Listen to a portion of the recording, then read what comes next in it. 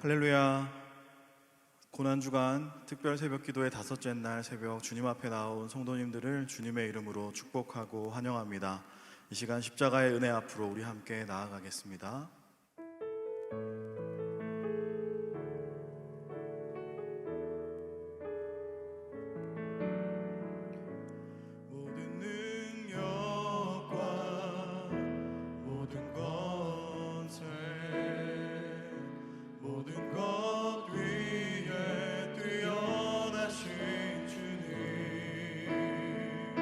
세상이 증량할 수 없는 지혜로 모든 만물 창조하셨네. 모든 나라와 모든 보좌 이 세상 모든 경이로움보다 이 세상 모든 값진 보물보다 더욱 귀하신 나의 주님. 십자가 고통 당하사 버림받고 외면당하셨네.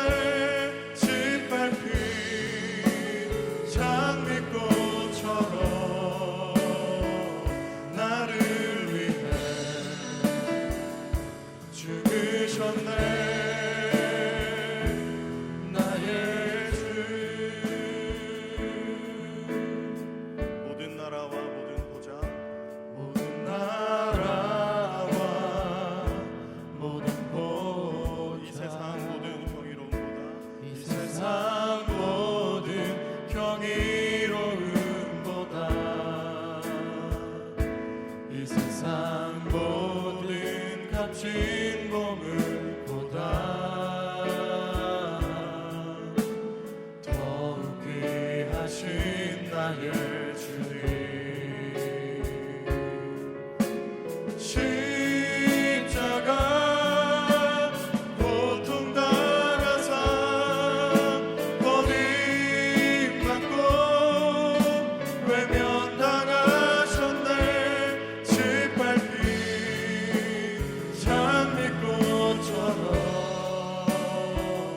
나를 위해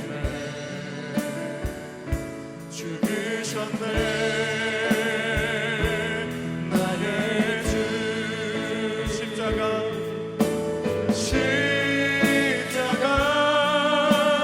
고통 당하사 버림받고 외면당하셨네. 짓밟힌 장미꽃처럼 나를 위해 죽으셨네. 나의 주.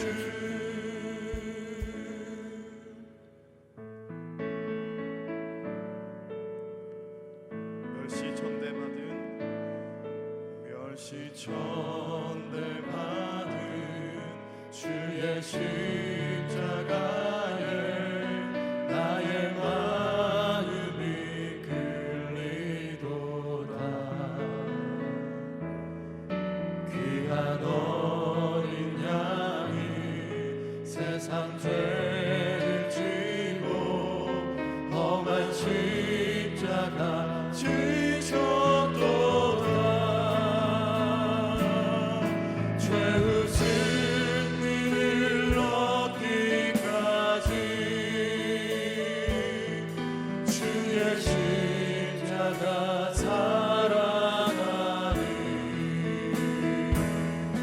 빛난 멸류관 받기까지 험한 십자가 들겠네. 험한 십자가에 주가 흘린 피를 믿는 마음으로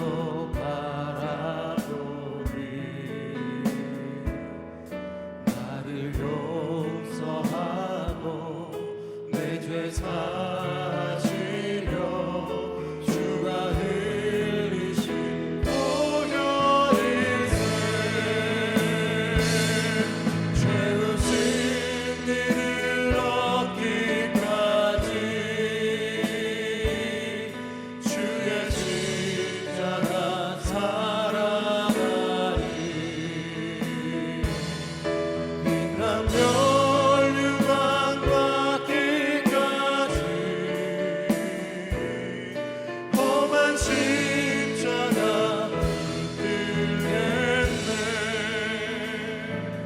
이 시간 우리 함께 기도하며 나아가겠습니다. 주님, 우리가 믿는 마음으로 주의 십자가를 바라봅니다. 그 은혜의 십자가를 내가 꼭 붙들고 살아가겠습니다. 주여 나를 붙들어 주옵소서.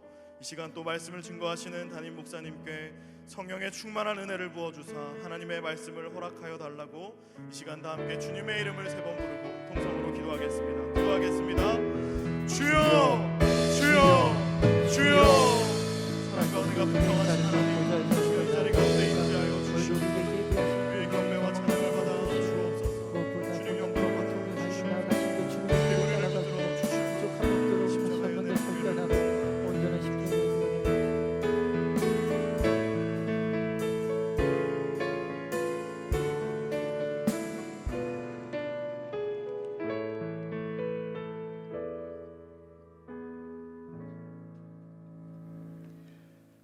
우리의 힘이 되신 여호와 하나님, 지난밤에도 주의 자녀들을 눈동자같이 지켜주시고 이 새벽을 깨워 성전과 각 과정에서 주님을 찬양하며 말씀 묵상과 기도의 자리에 함께 할 수 있도록 인도하신 은혜를 감사합니다.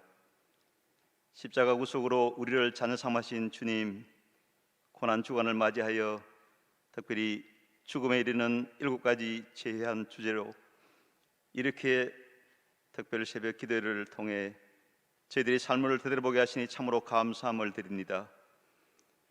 우리 예배를 기쁘게 받아주시고 새벽에 우리를 도우신다고 약속하신 주의 말씀을 의지하오니 모든 성도들의 기도를 들어 응답하여 주시옵소서. 이번 고난주간을 통해 우리가 갖고 있는 교만한 마음과 세상의 모든 정욕, 탐심을 미련 없이 십자가에 못 박게 하시고 오직 하나님의 거룩함과 의로움을 따라 살기로 결단하는 은총을 베풀어 주시옵소서. 권능의 하나님, 코로나19 바이러스로 인해 전 세계의 모든 국가들이 감염의 우려와 사망자 증가로 두려움에 사로잡혀 있습니다. 저희들을 불쌍히 여겨 주시고 오직 하나님의 크신 권능으로 간섭하셔서 바이러스가 더 이상 확산되지 않게 하시며 하루속히 예방 백신과 치료법이 개발되어 일상적인 삶과 예배가 온전히 회복되도록 강권하여 주시옵소서. 우리 교회를 지극히 사랑하시는 하나님, 모든 성도들이 하나님의 뜻을 늘 분별하고 세상 속에서 빛과 소금의 역할을 잘 감당하며 그리스도의 향기를 드러냄으로써 도시 영성을 새롭게 하는 아름다운 교회가 되게 축복하여 주시옵소서. 평생 동안 십자가를 지고 말씀으로 살아오신 고훈 울러 목사님의 신원을 더욱 강건케 해주시고 가정 같은 교회, 교회 같은 가정을 꿈꾸며 교회를 힘있게 이끌어가시는 허요한 담임 목사님에게 사도 바울의 영성과 사랑을 덧입혀 주시옵소서. 함께 동역하시는 모든 목회자들에게도 늘 성령 충만하심으로 맡은 양무리들을 오직 말씀으로 잘 양육하며 한 영혼 한 영혼을 푸른 초장 쉴만한 물가로 인도하는 선한 목자 되게 하여 주시옵소서. 만물의 주관자 되시는 주님, 이번 4.15 총선을 통해 정말로 민의를 대변하며 공의와 성실로 국민들의 삶의 질을 변화시켜 주시는 믿음과 지혜를 갖춘 지도자들이 많이 선출되기를 원합니다. 주여 도와주시옵소서. 말씀이 육신이 되어 이 땅에 오신 하나님, 온 성도들이 날마다 큐티를 통해 하나님과 인격적인 만남을 갖게 하시고 이 시간 하나님의 말씀을 대인하실 담임 목사님에게 성령 충만함을 주시사 병마와 싸우고 인간과의 갈등, 경제적 위기 때문에 힘겨워하고 심령이 약해진 성도들의 영혼을 순식기는 생명의 말씀이 선포되게 하여 주시옵소서. 이 모든 기도와 간구를 십자가 고난 속에서도 부활의 소망으로 영원한 생명을 주신 예수님 이름으로 기도하옵나이다. 아멘.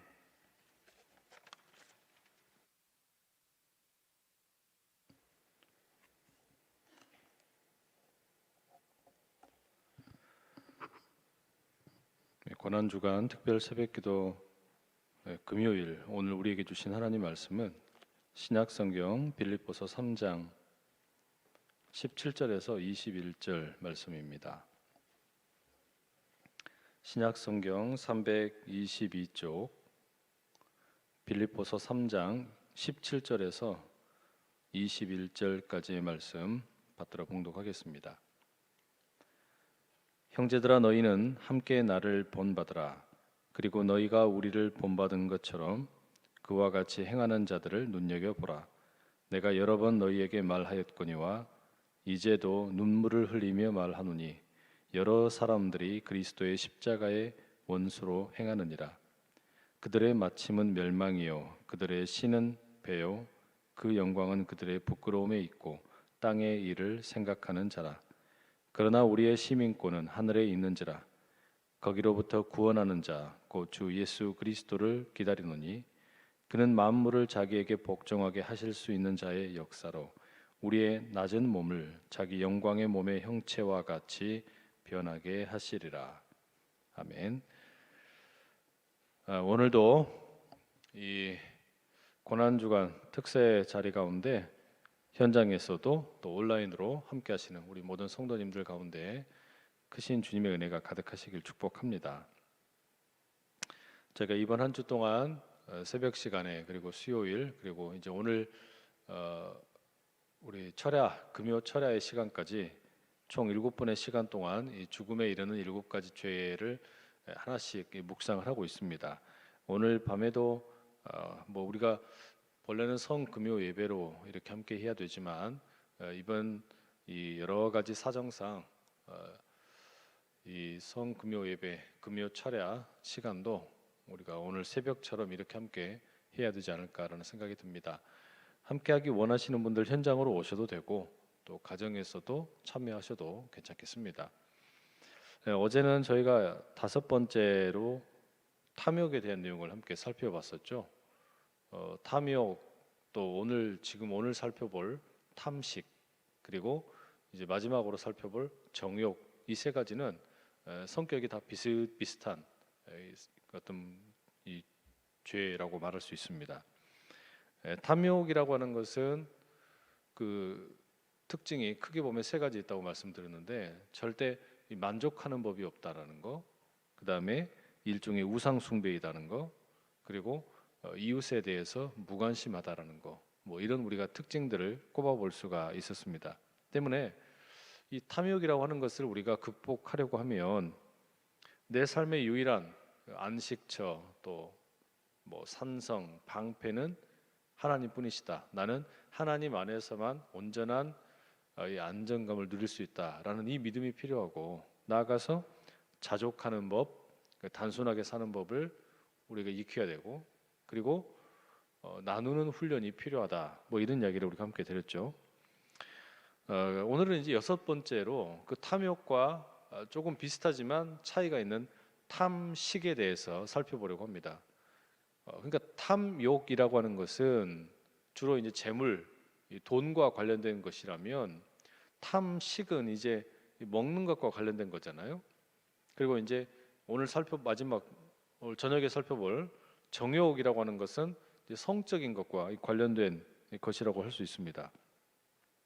그러니까 탐식이라고 하는 것은 탐심이 아닙니다. 그러니까 탐심은 그냥 그 어찌 보면 마음의 욕심을 지칭하는 큰 어떤 틀이라면 그 탐심 속에 돈에 대한 탐욕 그리고 먹는 것에 대한 탐식 그리고 성적인 것에 대한 정욕 이런 것들이 다 함께 들어있다라고 이제 말할 수도 있겠죠.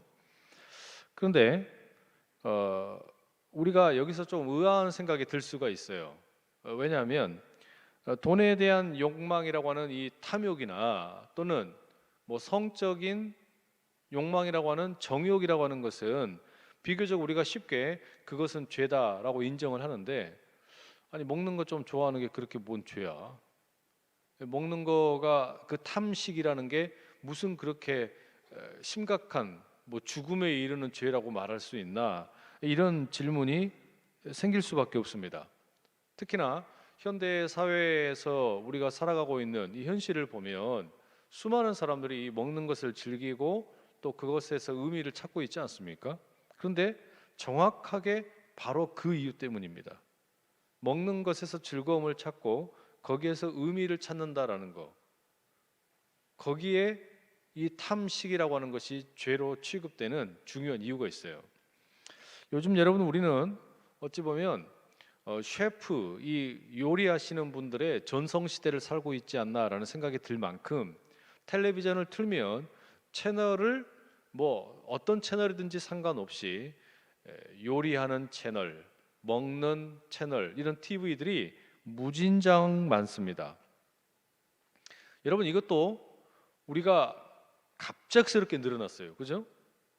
갑자기 많이 늘어난 거예요. 옛날에 주로 이제 무슨 먹는 것과 관련된 이 셰프들이 나와가지고 하는 것은 주로 언제 나왔냐면요, 뭐 6시 내 고향 좋을시고, 아니면 이른 아침에 오전 시간에 주부들 대상으로 하는 프로그램 가운데 무슨 뭐 요리 연구가 한복선 선생님 이런 분들이 나와서 하는 게 전부였어요.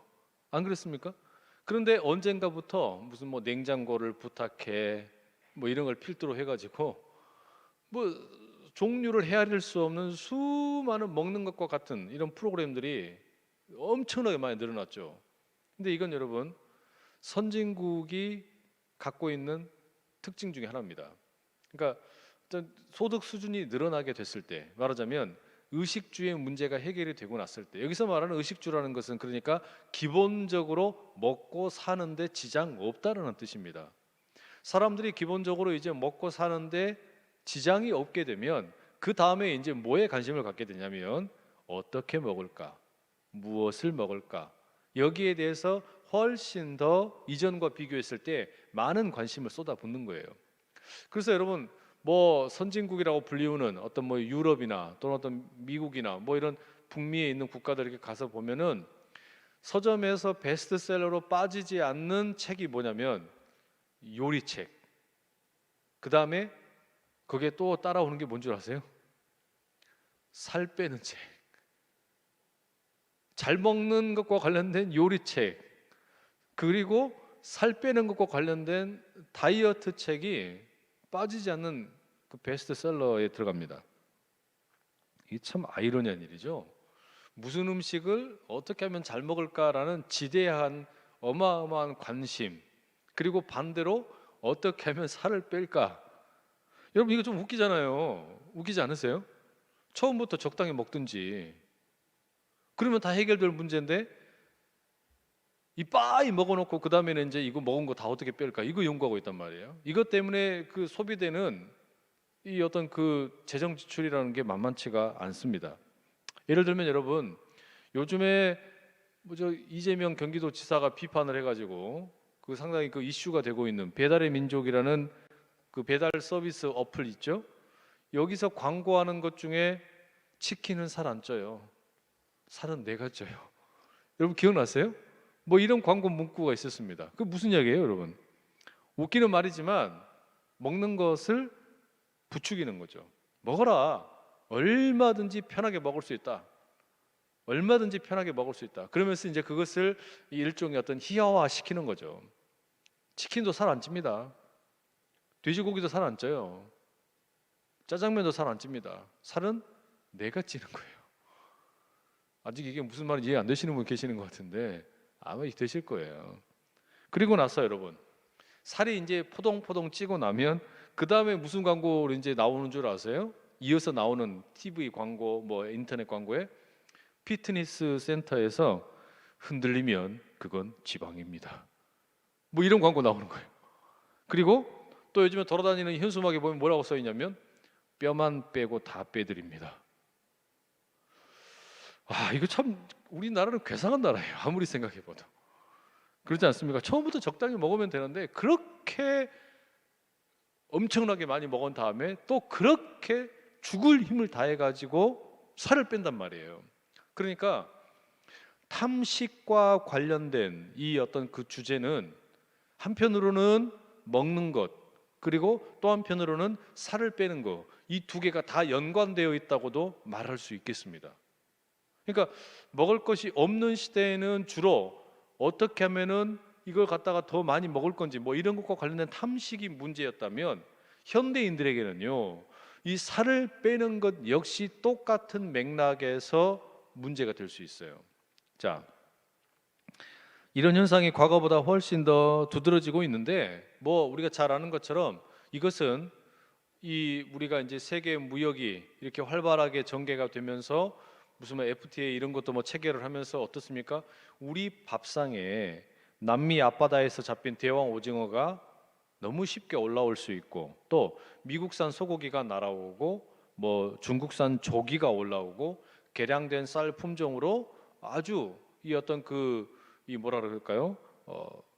식량 자급도가 올라가고, 이 공장에서 우리가 물건을 찍어내는 것처럼 우리가 먹는 음식들도 동일한 방식으로 말하자면 공산품처럼 만들어지는 그런 시대를 우리가 살고 있잖아요. 그래서 이 닭들도 닭장 속에 갇혀가지고 그냥 오로지 살만 포동포동하게 찌면은 바로 도축이 되고, 또 이 달걀을 낳는 것으로 이렇게 소비되는 그런 어떤 이 모습이고, 뭐 소나 돼지 역시 어떻게 하면 마치 공장의 컨베이어 벨트가 지나가면서 이 어떤 뭐 자동차가 뭐 조립이 되기도 하고 또 이렇게 막 만들어져 가는 것처럼 그냥 도축장에서 일사천리로 상품으로 포장되어 가지고 배송되는 그런 시대란 말이죠. 너무 편리한 시대입니다. 식품을 구한다라는 것이 지금 우리에게는 뭐 별반 어려운 일이 아니에요. 혼자서 뭐 농사 지어서 먹고 사는 게 아니니까. 이게 여러분, 그런데 가만히 여러분 돌아보십시오. 언제부터 이렇게 됐죠?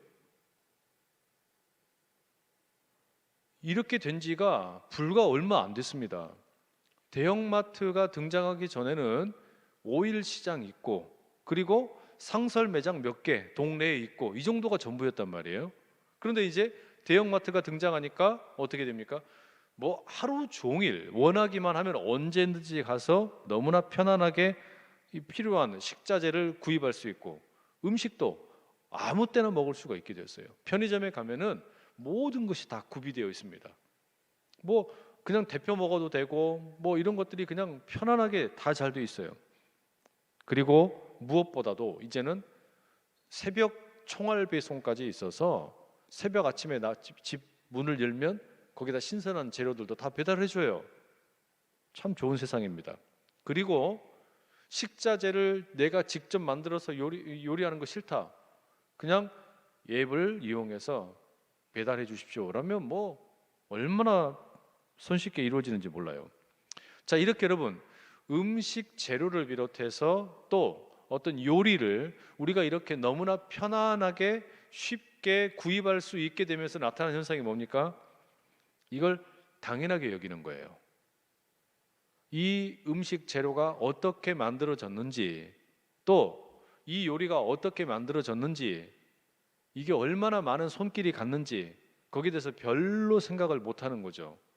이거 당연하게 여기는 거예요. 그냥 내가 원하는 대로 처분할 수 있고, 내가 마음 먹는 대로 그냥 해치울 수 있는 것이고, 뭐 남았다 아무 생각 없이 그냥 버려도 문제가 없는 겁니다. 저는 이상하게 다른 쓰레기는 막 그냥 괜찮은데 집에서 이렇게 그냥 방치되어 있다가 버려진 음식물 쓰레기를 볼 때는 그렇게 아까워 죽겠어요. 너무너무 아까운 생각이 드는 거예요. 야, 저거 어떻게 참 잘 해가지고 먹었으면 좋았을 텐데 어쩌다가 저렇게 방치되어 갖고 버리게 되었을까. 여러분, 이런 음식에 대한 소중함, 음식이 또는 어떤 식자재가 우리에게 주어지게 된 것이 얼마나 감사한 것인지에 대해서 우리가 까마득히 잊고 산다는 말입니다. 특히 이러다 보니까 이제 음식이라고 하는 것은 생존을 위해서 먹는 게 아니라 즐거움이 된 겁니다. 물론 옛날에부터 뭐 식도락이라는 것이 있었죠. 그런데 특히나 오늘날, 또 그것도 다른 어떤 나라보다 우리 한국은 이게 훨씬 더 심해지고 있어요. 지구촌 어느 나라보다 우리는 먹방이라는 것이 유행이 되고 번지고 있죠. 인터넷에서 자신이 음식을 먹는 모습을 보여주고 돈을 버는 사람도 있고요. 또 기꺼이 그걸 위해서 자기의 어떤 시간을 할애해 가면서 그 먹방을 보면서 음식을 먹는 사람도 있고요. 이런 괴상한 현상이 우리에게는 이제 너무나 당연합니다. 이런 어떤 음식에 대한 이 먹방이라든지 뭐 이런 어떤 일들을 보면서 어떻습니까?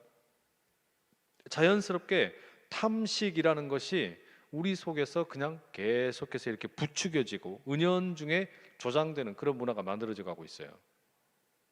여기까지 들어도 아마 많은 분들이 뭐 알겠는데 근데 도대체 왜 탐식이 죄냐고.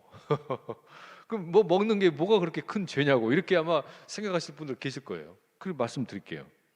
일단 성경에 나오는 이야기 몇 가지 말씀드릴게요. 여러분, 성경에 나오는 첫 번째 죄가 뭡니까? 아담과 하와가 선악과를 따 먹은 거예요. 성경의 첫 번째 죄가 뭐냐면 먹지 말라는 것을 먹은 겁니다. 그게 뭐예요? 탐식이에요. 식탐이라고 해요. 식탐. 먹음직도 하고 보암직도 하고 저거 먹으면 나 똑똑하게 만들 것 같고. 성경에 기록된 첫 번째 죄, 식탐입니다. 탐식입니다. 노아 홍수 이후에 노아가 포도를 잘 갖고 가지고 경작이 잘 돼가지고 그 포도 열매 가지고서 술을 만들었죠. 그 술 거나하게 마신 다음에 무슨 일이 생겼습니까? 술 취해가지고 자녀들에게 부끄러운 모습을 보여줬어요. 부도덕한 일을 또한 하게 됩니다. 예서는 어땠습니까? 자기 그 배고픔을 이기지 못해가지고 장자권이라고 하는 것을 너무나 손쉽게 팔아버렸죠. 이스라엘 사람들은 홍해에서 구출되어 가지고 이제 광야 여정을 밟아가는 가운데 하나님께서 만나를 주셨지만 고기 먹고 싶다고 고기 노래 부르다가 이제는 아예 그냥 우리를 뭐 하려고 이리 데리고 왔냐, 이집트로 다시 가겠다고 생쇼를 하다가 어떻게 됩니까? 하나님이 고기 주셨죠. 그래, 고기 먹방 한번 하자 해가지고 고기를 그냥 배 터지게 먹게 하시고서는 고기를 입에 문 채로 부지기수가 죽임을 당했습니다. 이렇게 보면 성경에서 먹는 것을 탐하다가 넘어진 사람이요, 돈을 탐하다가 넘어진 사람만큼이나 많다라는 것을 알 수 있습니다.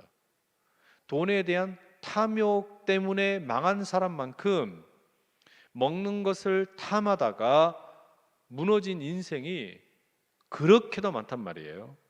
그래서 잠언의 23장 20절 보시면 술을 즐겨 하는 자들과 고기를 탐하는 자들과도 더불어 사귀지 말라 이런 말씀이 있습니다. 또 잠언 28장 7절에도 음식을 탐하는 자와 사귀는 자는 아비를 욕되게 하는 자니라. 상당히 아주 우리가 지금 일반적으로 이야기는 대단히 거북한 그런 말씀이에요. 아니 뭐 그게 무슨 그렇게 큰 죄라고. 하지만 성경을 여러분 우리가 자세히 살펴보게 되면 탐식이라는 것은 조심해야 할 아주 중요한 죄악 중에 하나로 취급되고 있다는 이야기예요. 바로 이런 이유 때문에 수도원에서 이 수도 생활을 하던 수도사들이 특히 탐식, 먹는 것에 대한 욕심, 이것을 대단히 경계를 많이 했습니다. 아주 흥미로운 내용이 그레고리우스라는 이 수도사가 만든 탐식에 대한 유형 구분에 나오는데요.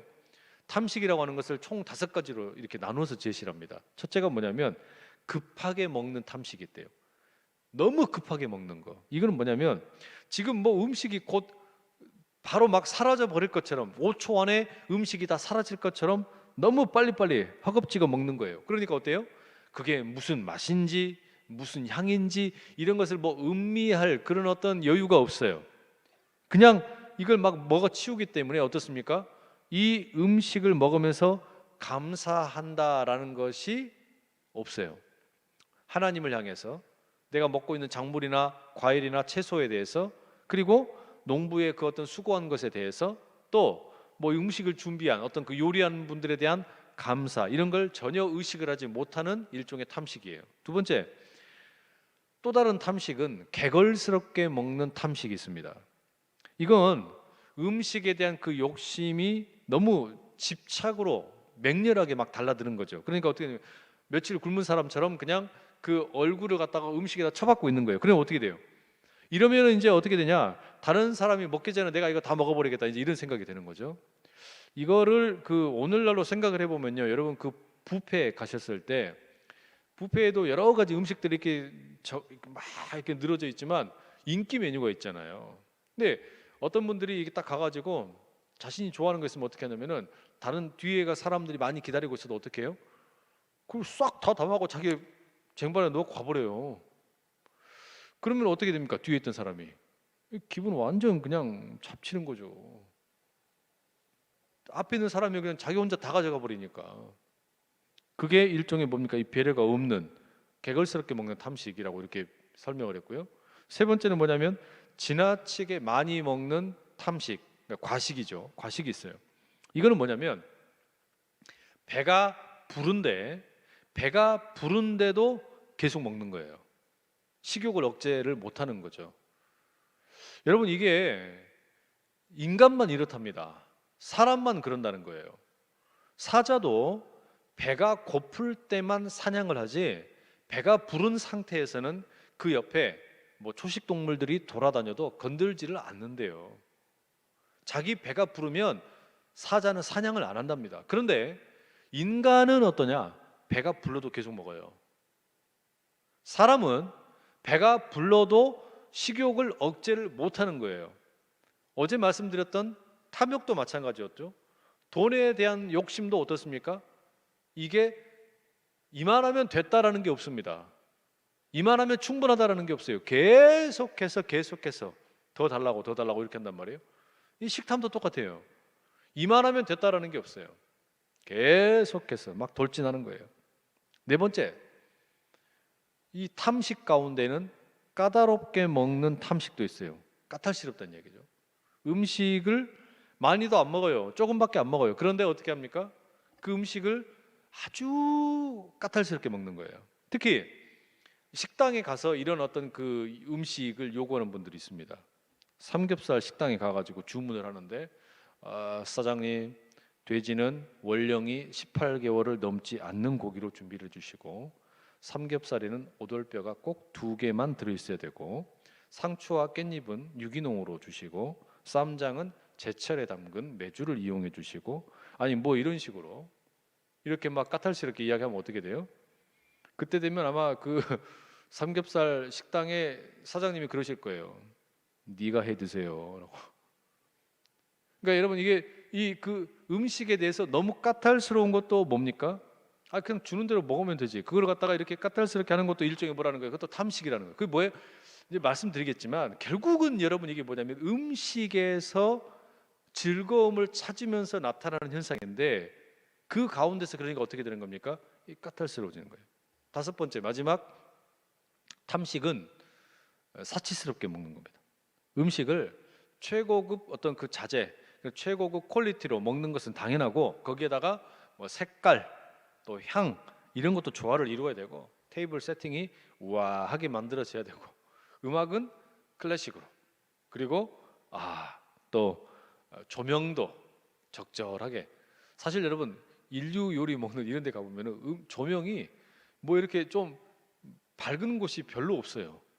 좀 어두컴컴하게 이렇게 되어 있습니다. 아마 자기들이 실수를 해도 눈치를 못 채게 하려고 그런 게 아닌가 싶기도 한데, 여하튼 그렇게 해가지고 이제 마지막에는 이 와인은 대부도 와인으로 뭐 이런 식으로 해가지고 지나치게 사치스럽게 이렇게 먹는 그런 고집을 하는 경우도 있단 말이에요. 자, 뭐 이렇게 이제 그냥 편의상 그 수도사들이 가지고 있었던 탐식의 유형을 이렇게 말씀을 드렸지만, 우리가 정말 이제 그래서 묻고 싶은 질문은 뭐냐면요, 왜 성경이 먹는 것에 대해서 우리에게 이 경계하는 것에 대해서 이야기하고, 또 뿐만 아니라 왜 탐식이 문제가 되느냐라는 말이에요. 그 문제는요, 앞서 말씀드렸지만 탐식이라는 것은 음식을 통해서 삶의 즐거움과 의미를 찾기 때문입니다. 이게 조금만 더 덧붙이면 이렇게 되는 겁니다. 탐식을 통해서만 삶의 즐거움과 의미를 찾는 게 문제라는 이야기예요. 그 한 글자가 중요해요. 그 만. 음식을 통해서만. 어제 말씀드렸던 탐욕과 비교해 보자면, 그러니까 탐욕 자체가 무슨 성격이 있었어요? 우상 숭배적인 성격이 있다 그랬잖아요. 그죠? 이 하나님의 자리에다가 돈을 갖다 놓은 건데, 이 탐식이라고 하는 것은 따져놓고 보면 뭐냐면 하나님의 자리에다가 먹는 것을 갖다 놓은 거예요. 사실 실제로 그런 분들 많이 있죠. 예수님 말씀 뭐라고 하셨습니까? 무엇을 먹을까, 무엇을 마실까 염려하지 마라 그러셨잖아요. 먼저 그의 나라와 그의 의를 구하라. 하나님의 나라와 하나님의 의를 구하는 것이 인생의 즐거움이 되고, 인생의 진정한 멋이 되고, 인생의 진정한 맛이 되어야 되는데, 그것보다 내 몸에, 배의 즐거움을 위한 것으로 모든 것이 다 머물러 버리면 그 자체에서 그게 일종의 우상 숭배적인 게 된다는 거예요.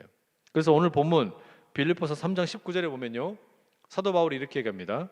그들의 마침은 멸망이요 그들의 신은 배요 그 영광은 그들의 부끄러움이 있고 땅의 일을 생각하는 자라. 이 사람들은 그러니까 이제 그 빌립보 교회에서 보면은 반율법주의자. 우리에겐 율법이 필요 없다. 나는 아무것도 얽매여 있지 않다. 뭐 이런 걸 주장하는 사람들에 대한 이야기인데 이 사람들의 끝은 멸망이래요. 그런데 이 바울의 표현은 흥미로운 게 뭐냐면 이 사람들의 신이 뭐냐? 자기 배래요. 자기 배.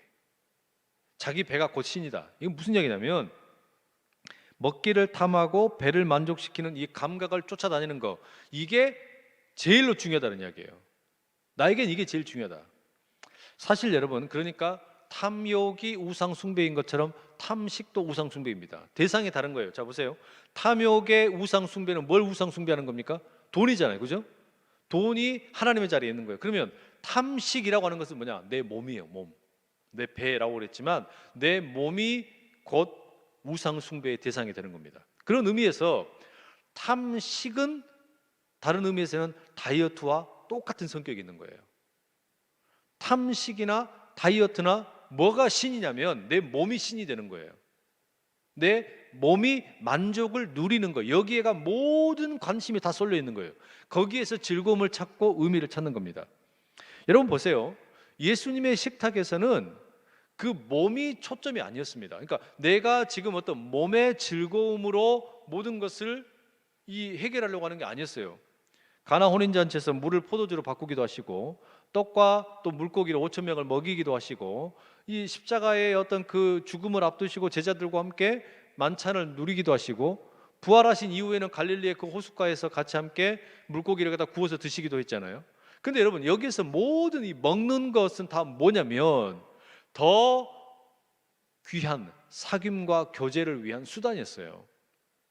먹는 것 자체가 목적이 아니라 이 먹는 것을 통해서 더 깊은 영적인 기쁨, 영적인 사귐, 영적인 비밀을 알아가는 데 있어서 중요한 도구가 되었다는 이야기예요. 그런데 지금 우리의 경우에는 어떻게 됩니까? 탐식하는 경우에는 이게 불가능한 거예요. 뭐만 남는 거예요? 오로지 음식에 대한 만족, 내 배가 우상 숭배가 된다는 이야기예요. 내 몸의 만족이 우상 숭배가 된다는 이야기예요. 그렇기 때문에 이 탐식이 결코 단순한 죄가 아닙니다. 아담이나 이스라엘 백성들의 경우에서 봤던 것처럼 이게 우리가 여러분 그러니까 내가 곧 신이 되는 거예요. 나의 만족이, 내 몸이, 내 배가 신이 된다는 이야기죠. 그리고 이게 이렇게 어떤 그 음식, 탐식으로 인해서 나타나는 이런 어떤 모습들은 자연스럽게 어떻게 됩니까? 배가 불러오고요. 그리고 또 특히 먹는 것 속에는 술이 포함이 되겠죠. 술이 들어가고 이렇게 되면 자연스럽게 이 포만감이 느껴지고 정신이 알딸딸해지면 입이 거칠어지고 또 불필요한 일들이 따라오기 쉽습니다. 바로 그런 이유 때문에 이 탐식이라는 것에 대해서 이 수도사들은 육적인 죄에 해당하지만 이것은 영적인 죄를 가지고 오는 어떤 촉발하는 일을 한다 이렇게 얘기합니다. 무슨 말이냐면 우리가 지금 7가지 죄에 대해서 이렇게 살펴봤잖아요. 근데 이 어떤 수도사들은 이것을 육적인 죄가 있고 영적인 죄가 있다고 이야기해요. 그러니까 우리 몸과 관련된 죄가 있고 그다음에 우리의 어떤 영적인 삶과 관련된 죄가 있다고 이야기하는데 이게 가만히 보면 육적인 죄에서 영적인 죄로 나아가더라라고 이야기합니다. 그리고 육적인 죄의 출발, 그 첫 번째가 뭐냐? 탐식이라는 거예요. 먹는 것과 관련된 거예요. 그 다음에 그러니까 탐식에서 자연스럽게 어디로 가냐? 오늘 이제 저녁에 살펴볼 정욕으로 갑니다. 그러니까 음식에 대한 욕심이 내가 배부르게 되고 술 취하게 되면 뭔가 이제 이성의 끈을 놔버리고 그다음 어디로 간다는 거예요? 성적인 거에다가 마음이 팔려버린다는 이야기예요. 그래서 이 어떤 그 몸에 어떤 그 집중하는 이 욕망은 그 뒤에는 이제 성적인 욕망으로 따라 붙기가 쉽더라라고 얘기하는 겁니다. 자, 이와 아주 유사한 일의 어떤 그 과정에서 보면 탐식이라고 하는 것은 자연스럽게 아까 말씀드린 것처럼 다이어트와도 깊은 연관이 있어요. 오늘날로 보자면 말이죠. 여러분, 탐식이라고 하는 것이 내 몸을 배부르게 하는 것. 자, 옛날에 못 먹던 시대에는, 먹는 것이 없는 시대에는 내가 먹어서 내 배를 만족시키는 거, 이거 누구나 할 수 있는 일이었습니까? 돈 있는 사람들이었겠죠. 왕이나 귀족들이나 할 수 있는 일이었을 거예요. 그런데 지금은 이제 이게 그 먹는 것을 통해 가지고, 그때는 그러니까 아마 옛날에는 배가 부른 게 아마 어떤 그 세상에서 좀 뭐랄까요, 멋지게 보이는, 또는 오늘로 이야기하자면 섹시해 보이는 뭐 그런 게 아니었을까 모르겠어요. 그때 무슨 뭐 이런 막 무슨 뭐 이두박근 삼두박근 막 이렇게 식스팩 이런 거 해가지고 이런 거 자랑하는 거 별로 없었을 거예요. 오히려 잘 먹고 있는 이런 어떤 그게 아마 제일 멋있는 이런 어떤 기준이었을 거란 말이에요. 근데 오늘날은 이제 어떻게 됩니까? 그게 바뀌었어요. 어떻게 바뀌어요? 이게 뭐 여름이 되면 비키니를 입을 수 있을 정도 돼야 되고, 또 뭐 막 식스팩이 있어야 되고 복근이 막 나오고 이렇게 된단 말이에요. 여러분, 이것도 뭡니까? 똑같은 어떤 이 몸에 만족을 준다는 점에서는 탐식과 조금 더 다를 바가 없어요. 탐식은 음식을 탐하는 거라면 다이어트하는 건 음식을 끊는 거잖아요. 음식을 끊는 이유가, 그러니까 여러분, 다이어트가 뭐와 다른 겁니까? 우리가 경건의 생활을 위해서 하고 있는 금식과 다른 거예요. 금식이라고 하는 것은 음식을 끊지만 그걸 통해 뭐 하는 겁니까? 영적인 기쁨을 얻기 원하는 거잖아요. 그런데 다이어트를 하고 살을 빼는 거 물론 좋아요. 건강을 위해서도 이렇게 하는 게 좋은데, 근데 이게 지나치게 지금 우리의 삶에 이 어떤 현대 사회에서는 어떻게 되어 있는 거예요? 나의 만족으로 들어가 있는 거예요. 내가 어떻게 하면 더 멋져 보일까? 내 몸이 어떻게 되면 더 이 사람들에게 더 좀 돋보일까? 여기에 모든 게 맞춰져 있단 말이에요. 그래서 어떤 여성 신학자가 아주 그 재밌는 비유를 해놨더라고요. 오늘날 이렇게 그 다이어트를 해가지고 날씬해지는 것은 일종의 구원처럼 여겨진다는 거예요. 수많은 사람들, 이 구원이라고 하는 것과 날씬해지는 것이 사실상 동등하게 취급된다라는 겁니다. 이 사람들 속에 말이죠. 예를 들면 이런 겁니다. 살을 빼는 게 뭐냐? 이건 곧 죄 씻음을 받는 것인데, 인간이 뚱뚱했던 것을 회개하고 날씬해짐으로 거듭난대요. 참 기가 막힐 노릇이. 그러기 위해서는 음식을 먹고 있는 그 욕망과 싸우면서 처절하게 음식과 투쟁을 한다는 겁니다. 그래서 이게 뭐래요? 살 빼는 게 일종의 종교가 돼요. 종교. 그런 식으로 이렇게 설명하는 걸 봤어요. 자, 여러분, 그러면 결국 우리가 결론을 내리자면, 탐욕이라고 하는 것이 돈이 하나님의 자리를 차지하는 거라면, 탐식이라고 하는 것은 그게 뭐 다이어트이든지 먹는 것을 탐하는 거든지 결국은 내 육체의 만족, 배의 만족에 머물러 있는 겁니다. 그죠? 그럼 여러분, 우리가 이걸 어떻게 이길 수가 있냐? 탐식을 이길 길이 뭐냐? 첫째는요, 내 몸을 위한 자극적인 양식이 아닌 영적인 양식으로 나를 길들일 필요가 있어요. 영적인 양식으로. 예를 들면 신명기 8장 3절에 모세가 이스라엘 백성들에게 이렇게 말합니다. 너도 알지 못하며 네 조상들도 알지 못하던 만나를 네게 먹이신 것은 사람이 떡으로만 사는 것이 아니요 여호와의 입에서 나오는 모든 말씀으로 사는 줄을 네가 알게 하려 하심이라. 예수님께서 이 말씀을 인용하셔서 광야에 40일 동안 금식한 후에 이 사탄이 시험했을 때 말씀하셨잖아요. 그죠? 사람이 떡으로만 살 것이 아니요 하나님의 입에서 나오는 말씀으로 살아야 한다. 말씀을 먹어야 된다라고 이야기한단 말이에요. 그래서 성경에는 말씀을 먹어야 된다. 요한계시록에서도 이 두루마리의 말씀을 먹어라. 이런 어떤 말씀을 먹는다는 어떤 그런 어떤 메타포가 엄청나게 많이 사용이 됩니다. 왜 그럴까요? 우리 몸을 위해서 음식을 먹는 것이 중요한 것처럼 우리의 영혼을 위해서 하나님의 말씀을 먹는 것은 훨씬 더 중요하다는 이야기예요. 그걸 이야기하고 싶은 것이죠. 그래서 예수님께서 요한복음 6장에 보면 스스로를 뭐라고 부르십니까? 내가 신령한 양식이다. 생명의 떡이 된다. 나를 먹고 마시는 자는 결코 영원히 죽지 않을 것이다. 이렇게 말씀하셨어요. 무슨 말이겠습니까? 우리가 몸을 위해서 음식을 먹는 것으로만 즐거움을 찾고 거기에서 만족을 하지 말고 하나님의 말씀으로 기쁨을 누리는 거, 이 훈련이 필요하다는 이야기예요. 그래서 시편 119편에 보면 주의 말씀이 어찌 그리 단지요 내 입에 꿀보다 더 단이다. 시편의 시인의 고백이 있지 않습니까? 이 고백이 우리에게 훈련될 수 있기를 축복합니다. 바로 이 이유 때문에 우리가 큐티하는 거예요. 말씀 묵상하는 거예요. 두 번째, 탐식을 극복하려면 그 먹는 즐거움, 그 먹는 것으로만 만족할 게 아니라 그 음식 자체에 대한 감사가 필요합니다. 음식을 내가 먹게 된 것에 대한 감사. 어떤 음식이 되었든 하나님과 하나님의 영광을 위해서 먹고 감사하는 자세가 필요하고, 로마서 14장에서 이 바울이 이야기할 때 지금 이 음식 문제로 인해서 분쟁하는 성도들에게 그렇게 이야기했잖아요. 이게 바울의 가르침이기도 했어요. 제가 그 박사과정 공부할 때 지도 교수님이, 지금은 이제 학교에서 은퇴하셨는데, 몇 번 이렇게 같이 식사할 기회가 있었어요. 근데 식당에서 이렇게 먹는 경우보다 제가 저희 가정으로 초청을 하기도 했었고, 그 교수님이 저를 그 본인 댁으로 또 그 여름 별장을 보내시는 곳으로 이렇게 초청을 해가지고 같이 식사한 적도 있었어요. 근데 제가 이분과 식사를 하면서 가장 인상적이었던 게 뭐였냐면, 음식을 앞두고 기도하는 내용이었어요. 그 기도를 하실 때 늘 어떤 기도를 빼놓지 않고 하셨냐면, 음식을 필요로 하는 사람들에 대한 기도, 이 음식이 식탁에 올라오기까지 수고하는 사람들에 대한 감사하는 기도, 지금도 굶주리고 헐벗고 있는 사람들에 대한 기도, 이런 기도를 꼭 빼놓지 않고 식탁에서 식사하기 전에 나눴단 말이에요. 그러면요, 그 기도를 함께 드리고 난 다음에 이렇게 식사를 딱 함께 하게 되면, 그 식탁이 먹는 음식이 뭐냐가 중요한 게 아니라 그 식탁의 품격이 확 올라가요. 음식이 아니라 그 기도가 그 식탁을 풍성하게 만들어주더란 이야기예요. 이게 여러분 감사입니다. 이 감사가 우리의 탐식을 말하자면 먹는 것으로만 만족하는 것을 방향을 바꾸게 만든다는 이야기예요. 세 번째, 탐식을 극복하는 방법. 마지막은 음식을 정성껏 준비해서 이웃을 초대하는 일입니다. 그러니까 이웃과 함께 식사를 나누는 거예요. 요즘은 여러분, 우리가 가정에서 누군가를 이렇게 초대하거나 또는 초대를 받는 게 참 쉽지가 않죠.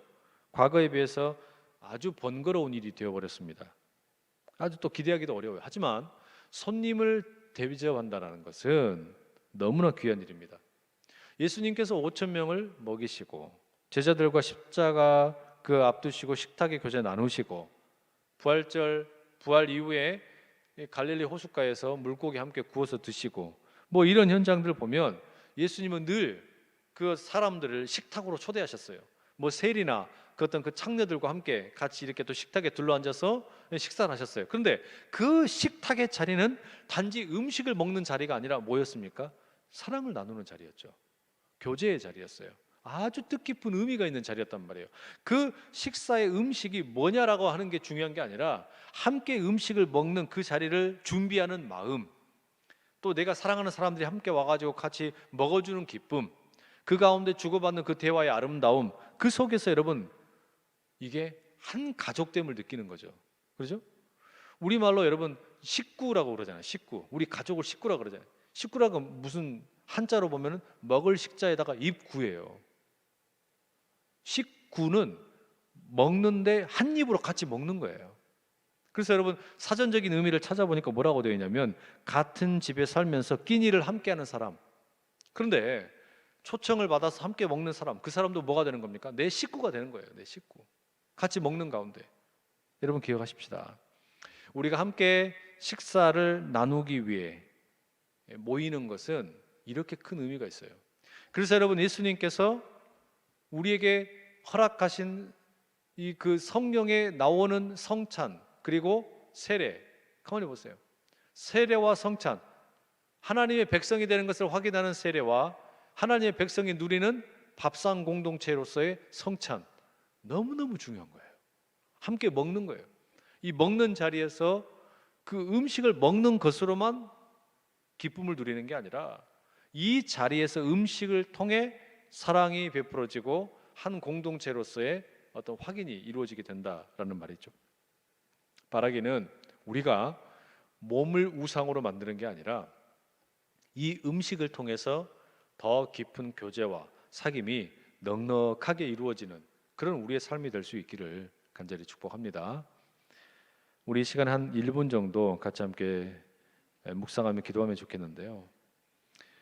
하나님께서 오늘 혹시 생각나게 하시는 분이 있거든, 같이 내가 점심 한 끼라도 같이 하고 싶다, 또는 잊어버리고 있었던 사람이 있었다면 하나님 그와 함께 식사의 교제를 하며 같이 함께 더 깊은 영적인 교제를 할 수 있도록, 나의 식사가, 나의 음식이 나의 배를 위한 것으로만 그치지 않고 또한 내 영적인 도모를 할 수 있는 그런 어떤 귀한 일들이 될 수 있게 해주십시오. 우리 그런 마음으로 같이 함께 묵상하며 잠깐 기도하시겠습니다.